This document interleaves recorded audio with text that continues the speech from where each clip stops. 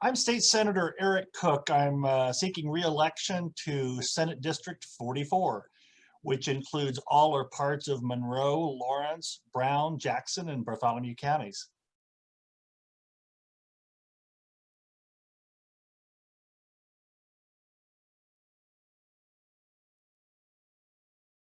I was very honored earlier this year to be named ARC's 2019 Legislator of the Year.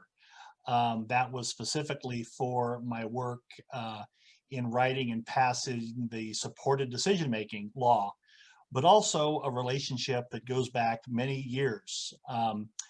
We have very frequent visitors to the State House, people with disabilities. One of the attorneys who practices with me here in our law firm is on the board at Stone Belt. And I've made many, many visits to the Lark Center in Bedford, getting to know the folks there. And so my relationship on this issue goes back nearly 20 years.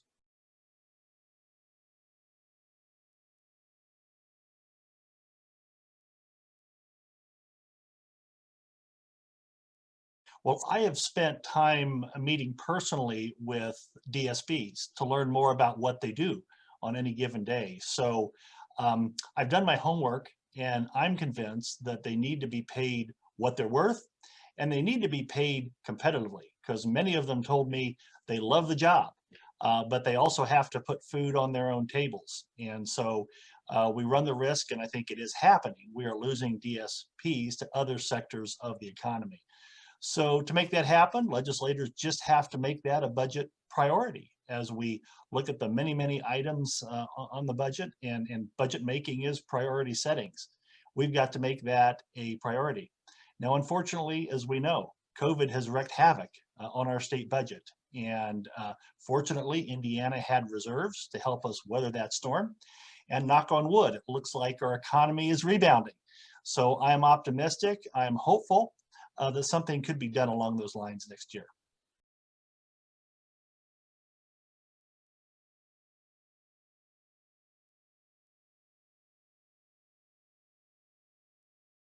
Well, first of all, let me say, when I talk to employers who employ people with disabilities, and specifically Stone Belt related employers, without exception, they tell me that those employees are among their best employees.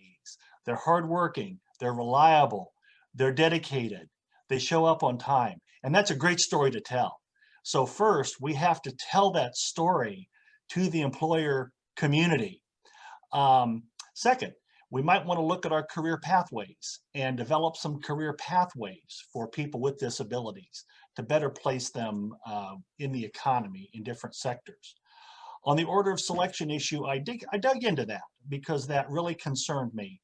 And what I found was historically, the state has failed to fully spend its $16 million annual appropriation. Not quite sure why, but looking into that right now. And secondly, apparently there was a change in federal law that in essence redirected some of those monies to a more specific demographic. And that contributed to the order of selection issue. It seems to me those are things that we should be able to work together on and collaborate on amongst the House and the Senate and bipartisan, and find a way to bridge those gaps and get more people into the workforce.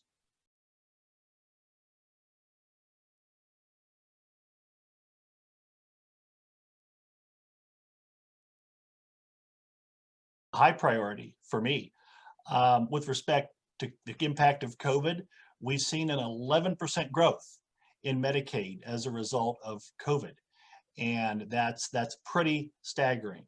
But then again, as I said earlier, budget making is prioritizing, and we just got to make that a priority. We can also look at what we're doing and see whether or not we can do it better. And I do that on a lot of issues by looking at what other states are doing. Each state is a laboratory of democracy, and it's quite possible that we can learn from legislation and learn from pilot projects and learn from programs going on in other states. And perhaps there is a better, more efficient and fairer way to do what we're doing. So I think we need to be sure and take a look to our north and our south and our east and our west and see if there's some best practices out there that we can bring to Indiana.